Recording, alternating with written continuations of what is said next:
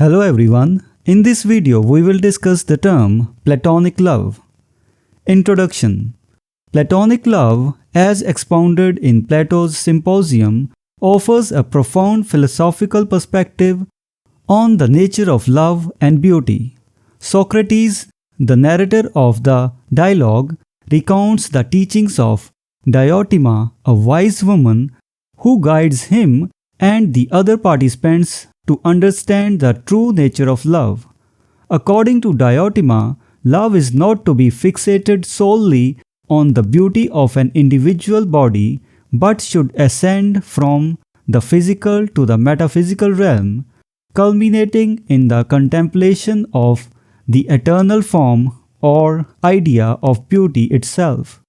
The journey of love leads from the sensual to the spiritual, with each beautiful body serving as a stepping stone on the path of the ultimate beauty that transcends the sensory world. Neoplatonism and beauty. The Neoplatonists, who followed the teachings of Plato and further developed his ideas, expanded the concept of emanation. They posited that all beauty, goodness, and truth in the physical world emanate from the one and absolute, the source of all existence and value. This philosophical framework influenced Christian thinkers during the Italian Renaissance, who emerged the concept of the absolute with the personal God of Christianity. According to their synthesis, the physical beauty of the body was seen as a reflection of the spiritual beauty of the soul, which in turn emanated from the divine beauty of God. Thus, genuine beauty was regarded as a sign of spiritual elevation. Platonic love in Renaissance poetry. Throughout the 13th and 14th centuries, this notion of Platonic love found its way into the literary works of poets like Dante and Petrarch. The Renaissance period saw its flourishing in Italian, French, and English love poetry, including sonnets. Edmund Spenser, for instance, explored the concept of Platonic love in his sonnets, suggesting that true beauty is not transient but rather originates from a divine source. Modern interpretations of Platonic love in poetry. The modern understanding of Platonic love as love without sexual gratification is considered a reduction of the complex philosophical and religious doctrines expounded by Plato and Neoplatonists. Poets like Shelley were captivated by the concept of Platonic love, as seen in his work Epipsychidion.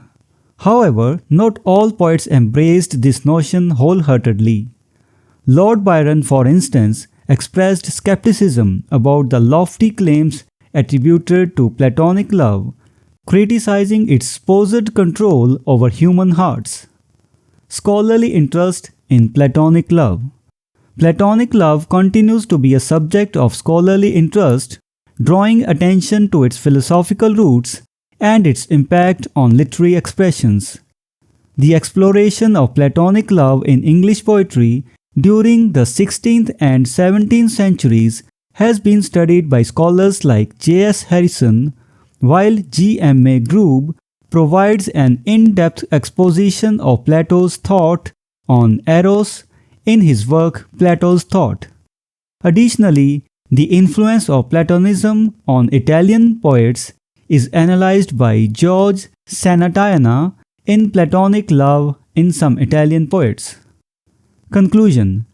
In conclusion, Platonic love, as depicted in Plato's Symposium and further developed by Neoplatonists and Renaissance poets, offers a profound exploration of the nature of love and beauty.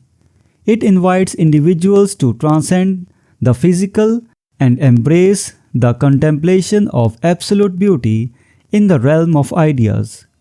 This complex and multi-layered concept has inspired poets and thinkers across ages, leaving a lasting impact on philosophical and literary discourses. So this was the discussion on the term Platonic love. We will meet in the next video and discuss some other term. Until then, goodbye and thank you. Hello everyone, welcome to this series on literary terms and literary theory. If you want to study the notes and MCQs related to this term, you can click the link given in the description.